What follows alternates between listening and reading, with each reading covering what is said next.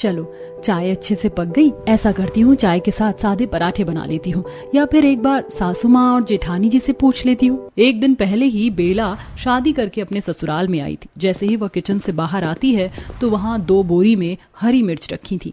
माँ जी देखिए, इस बार माँ ने 2 बोरी मिर्ची भिजवाई है, और मिर्च भी कितनी मोटी मोटी है। मैं तो सोच रही थी मंडी से मिर्च खरीद कर लाने की, भरवा अचार डालने के लिए। अच्छा है खर्चा बच गया।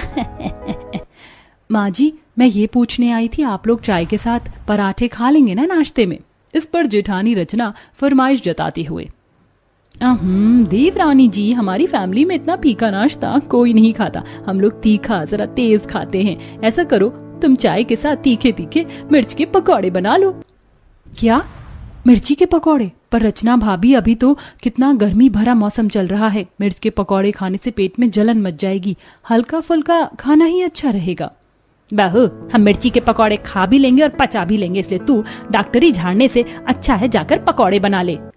जी माँ। बेला किचन में आ जाती है, तभी पीछे से जेठानी 4-5 किलो तीखी मिर्च लेकर आती है। ये लो देवरानी जी, इस मिर्च को काट कर कुरकुरे क्रिस्पी पकौड़े बना लेना, और इस बरनी में लाल कुटी कश्मीरी मिर्च है, इसे भी डाल लेना।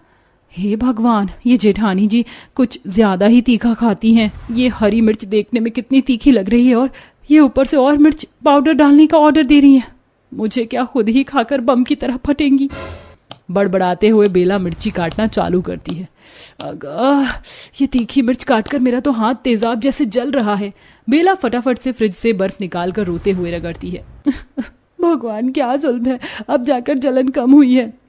अरे बहू, मिर्ची के पकौड़े बन गए तो फटाफट से ले जा, भूख के मारे पेट में चूहे कबड्डी खेल रहे हैं। जी ससुर जी लाई, फटाफट से पकौड़े छान लेती हूँ। इतनी सारी मिर्च के पकौड़े बनाते हुए बेचारी बहू पसीने से नहा जाती है और चाय पकौड़ी परोसती है। लाओ बहू जल्दी करो, अरे लाओ जल्दी से, मेरे मन पसंदीदा मिर्चदार पकौड़े परोस दो। देखते देखते सब पकौड़े पर टूट पड़ते हैं। वाह बहू, बड़ा ही मस्त तीखा तीखा मिर्ची का पकौड़ा बनाया है तूने तो। चाय की चुस्की के साथ चटपटे मिर्ची के पकौड़े खाकर डबल मजा आ गया। सच में भाभी, आपने बड़े स्पाइसी और टेस्टी पकौड़ी बनाए हैं। सबको इतने चाव से मिर्ची के पकौड़े खाता देखकर बहू मन में खिटपिट कर रही थी। मुझे तो लगा था कि मेरी जेठानी ही केवल तीखा खाने की चटोरी है, मगर यहाँ तो सभी एक ही थाली के चट्टे बट्टे हैं, खा ये रहे हैं और जुबान मेरी चल रही है। अरे देवरानी जी, तुम हम लोगों का मुंह ही देखती रहोगी क्या? बैठकर तुम भी पकौड़े का स्वाद लो। नहीं नहीं नहीं, आप लोग खाइए, मैं लास्ट में खा लूंगी। अरे बहू, हमारे घर में आखिर में खाने का रिवाज नहीं है, बैठकर खा लो। सबके जबरदस्ती करने और बेला जैसे एक पकौड़ा चखती है तो सीसी करने लगती है। पानी, शुभम जी पानी दो, नहीं तो मेरा दम निकल जाएगा। हाँ हाँ देता हूँ, ये लो पियो। तीखा लगने के चलते बहू गट गट पानी पी जाती है। तभी रचना रेशा खिल्ली उड़ाती है। भाभी, एक पकौड़ा खाकर ही आप तो पॉपकॉर्न की तरह उछल रही थी। लगता है तुम हरी मिर्च नहीं खाती हो। जेठानी जी, मेरे मायके में खाने में कम मिर्च डलती है, ज्यादा तीखा मुझे बर्दाश्त नहीं है। भाभी, फिर तो आप तीखा खाने की आदत डाल लीजिए, तभी हमारी जमेगी। हमारे परिवार में बिना मिर्च के खाना पीना नहीं होता। शालू की बात सुनकर बेला की शक्ल लाल मिर्च की तरह बन जाती है, क्योंकि मिर्ची से उसका 36 का आंकड़ा था। अब देखना यह था कि बेला सिर्फ मिर्ची खाने वाले ससुराल वालों के रंग में ढलेगी या उन्हें बदलेगी नाश्ते के बाद। माँ जी, खाना क्या बनाना है? अरे बहू, हम सबका तो पेट फुल हो गया है पकौड़ा खाकर, दोपहर के टाइम में देख लेंगे क्या बनाना है। कुछ घंटे बाद नाश्ते के बर्तन घिसते घिसते दोपहर हो गई। जाकर पूछ लेती हूँ क्या बनेगा। पसीने में भीगी भीगी बेला सास के पास आती है। माँ जी, लंच में क्या बना दूँ? सबके लिए मैं सोच रही हूँ दाल चावल भिंडी की भुजिया बना लूँ। ये सुनते ही सास दोबारा से बेला पर राशन पानी लेकर चढ़ जाती। अरे बहू, खाली दाल चावल भुजिया से पेट थोड़ी ना भरेगा। ऐसा कर, भुजिया खूब सारी हरी मिर्च काट कर छौंकना और 1-2 किलो मिर्च की चटनी भी पीस लेना। 1-2 किलो मिर्च की चटनी खाने की फरमाइश सुनकर बहू का माथा चकरा जाता है। 1-2 किलो मिर्च की चटनी? माँ जी, इतनी चटनी हमारे परिवार के हिसाब से काफी ज्यादा हो जाएगी। गर्मी के मौसम में ज्यादा मिर्च का सेवन पेट में जलन और कब्ज बनाता है। मैं 1 पाव मिर्च की चटनी पीस देती हूँ। बहुत, तू मेरी सास नहीं है, मैं तेरी सास हूँ। जितना कहा है उतना किया कर, माथा मत सनका। गर्मी से पहले ही भेजा गरम है। गुस्से में पैर पटकते हुए बहू किचन में आकर तैयारी में भिड़ जाती है। हे भगवान, कहाँ आकर फंस गई मैं इस मिर्च खाने वाले महान ससुराल में। सुबह 1 मिनट का पकौड़ा खाकर मेरी तो हालत पतली हुई पड़ी है। दोबारा से मिर्च खाऊंगी तो दस्त ही लग जाएगा। मैं तो अपने लिए चावल में 2-4 आलू उबालकर उसका चोखा बना लूंगी। भड़कते हुए बहू पसीने पसीने होकर मिर्चदार दाल चावल चढ़ाकर मिर्ची की चटनी पीसने लगती है। हाय राम, इस मिर्ची ने तो मेरी मिट्टी पहाड़ करके रख दी है। तभी कुकर में सीटी आ जाती है। अरे नहीं, सीटी से दाल निकल गई। बेड़ा गर्क हो गई लुगाइयों का। सब एसी की हवा खा रही है, ये नहीं कि हाथ बटवा दूं। तभी तीखी मिर्ची खाने के शौकीन ससुराल वाले हल्ला गुल्ला मचाना चालू कर देते हैं। भाभी, ओ भाभी, और कितनी देर लगेगी? जल्दी से खाना लगा दो और चटनी महीन पीसना, तभी स्वाद लगेगा। देख देख लो इस भूखी नंद को। महारानी ऑर्डर झाड़ रही है जैसे होटल में ठूसने बैठी है, और मैं वेटर लग रही हूँ। इतनी मिर्ची में ये मिर्च वाला खाना बनाते बनाते हलवाई से बुरी हालत हो गई है मेरी तो। गुस्से में लाल पीली होकर बेला मिर्ची की चटनी पीसने लगती है। तभी छींटा उड़कर उसकी आंख में पड़ जाता है। माँ, मेरी आंख। बेचारी रोते हुए आंखों में ठंडे पानी के छींटे मारती है, मगर तब तक उसकी आंख लाल पड़ जाती है। इस मिर्च की माँ की आंख, मेरी तो जान निकल गई थी। अरे बेला, कहाँ रह गई? सिंपल सी दाल चावल चटनी भुजिया बनाने में इतना टाइम थोड़े लगता है। ऐसे भी कौन सी बीरबल की खिचड़ी पका रही हो? पति की इस बात पर बेला गुस्से में दांत पीस लेती है और सब कुछ परोसती है। तभी ससुर मिर्ची की चटनी देखकर गाने लगते हैं। ओह ओह ओह ओह, मिर्ची, हाय हाय मिर्ची, उफ, उफ, मिर्ची, हाय हाय मिर्ची, हाय हाय मिर्ची। हे भगवान, लगता है सिर्फ मिर्ची खा खा कर सबके ऊपर वाला माला खिसक गया है। खाना छोड़कर गाना गा रहे हैं। अरे वाह, ये मिर्च की चटनी देखने में तो बड़ी दमदार लग रही है। सारी चटनी तो मैं चाटूंगा आज। अरे ओ बुद्धू, चुपचाप से आधी चटनी इधर पास कर दो, वरना लगाऊंगी एक कंटाप, कान झंझना जाएगा। सास ससुर दोनों मिर्च की चटनी खाने के लिए झगड़ा कर लेते हैं। पूरे ससुराल वालों को सिर्फ और सिर्फ मिर्ची का चस्का लगा देखकर बेला माथा पीट लेती है। भाई वाह, क्या बढ़िया दमदार मिर्च की चटनी बनी थी। इसीलिए तो मिर्च की चटनी का मुकाबला धनिया पुदीने की चटनी से तो बिल्कुल भी नहीं है। हे भगवान, इंसान है कि राक्षस? देखना जरा, इतनी जहर भरी मिर्च की चटनी कैसे चाट कर खा रहे हैं। आंसू आ रहे हैं फिर भी। बहू, रात के खाने में मिर्ची की सालन वाली सब्जी और मिर्च वाली रोटी बनाना। ये सुनते ही बहू का गुस्सा 7वें आसमान पर पहुंच जाता है। भैंस की आंख, अब ये क्या भसूड़ी है? हरी मिर्च की सब्जी तक तो सही था, लेकिन ये मिर्च की रोटी कौन खाता है? कैसे नमूने ससुराल वाले मिले हैं?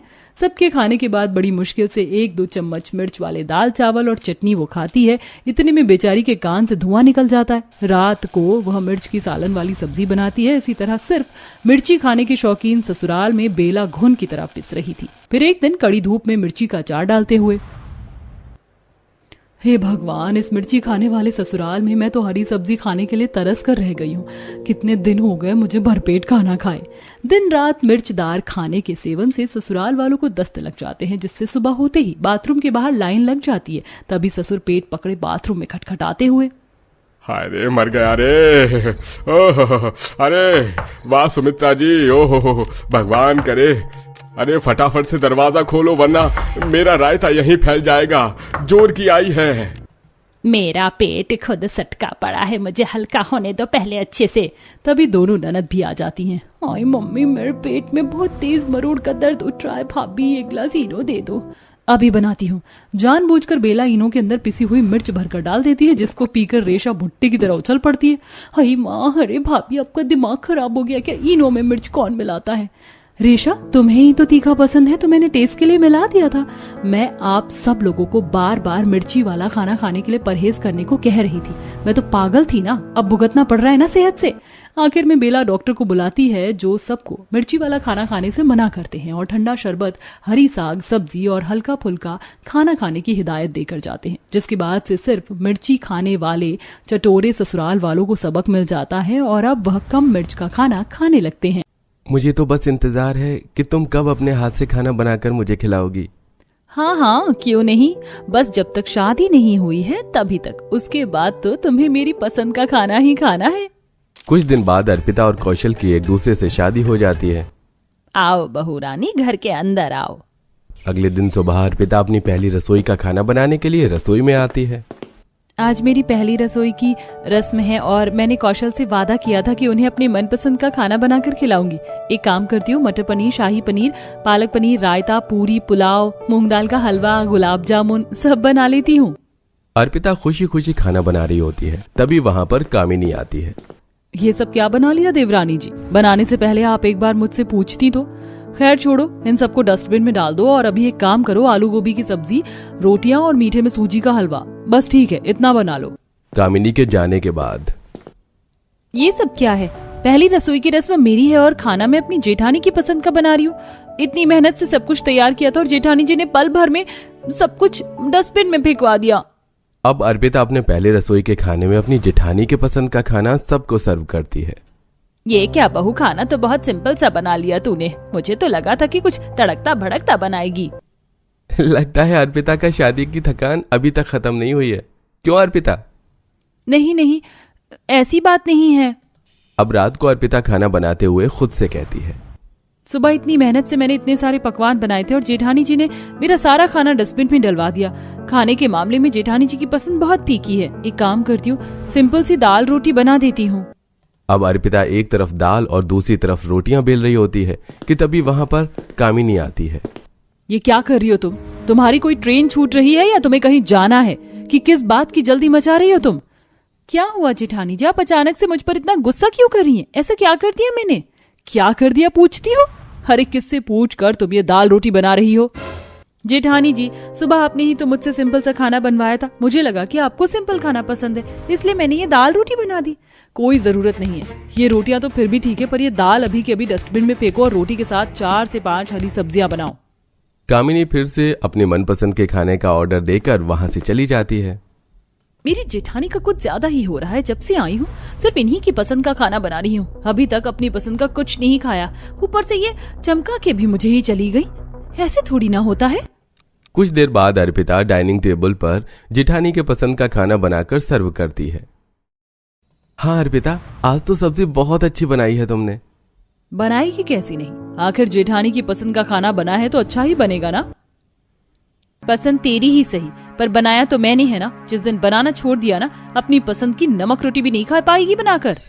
अर्पिता अब अपनी जेठानी के पसंद का खाना बना बनाकर इरिटेट हो चुकी थी। उसका भी मन होता था कि वो अपनी पसंद से कुछ बनाए, खाए और अपने परिवार वालों को भी खिलाए, लेकिन कामिनी ऐसा होने ही नहीं दे रही थी। तभी एक रात, अर्पिता मुझे तुम्हारे हाथ के राजमा चावल खाने हैं, तुम वो बना दोगी क्या? हाँ कौशल जी, क्यों नहीं। राजमा भिगोकर अर्पिता सो जाती है। अगले दिन जब अर्पिता राजमा बनाना शुरू करती है, ये राजमा तुम किससे पूछकर बना रही हो? बिना पूछे कुछ भी बनाने की जरूरत नहीं है यहाँ, और वैसे भी इस घर में खाना सिर्फ तुम्हारी जेठानी यानी कि मेरी पसंद का ही बनता है। क्या इसका मतलब आप जानबूझकर मेरे खाने को नापसंद कर रही हो ताकि आपकी पसंद का खाना बन सके? लेकिन आज मैं भी अपनी पति के लिए ये राजमा बना कर रहूंगी। इतना टाइम नहीं है कि तुम सबकी पसंद का खाना बनाओ, इसलिए जो मैं बोल रही हूँ वही बनाओ, वही सब खाएंगे। और वैसे भी ये राजमा मुझे बिल्कुल पसंद नहीं है। अब अर्पिता भी गुस्से में तिलमिलाती हुई खाने को बना रही होती है। मेरी जेठानी जी अपने आप को समझती क्या है? अरे मेरी पसंद का खाना मुझे बनाने नहीं देती, कोई बात नहीं, पर आज तो मुझे मेरे पति की पसंद के खाने को भी बनाने से मना कर दिया। ऐसे ही कई दिन गुजरते हैं और कामिनी के पीहर से उसके माता पिता और उसकी बहन उससे मिलने उसके ससुराल पहुंचते हैं। अरे मम्मी पापा आप लोग, गुंजन तुम भी आई हो? आओ ना अंदर आओ, दोपहर भी हो गई, मैं फटाफट लंच लगवा देती हूँ। सभी लोग आकर सोफे पर बैठते हैं। सुषमा सबको चाय पानी देती है।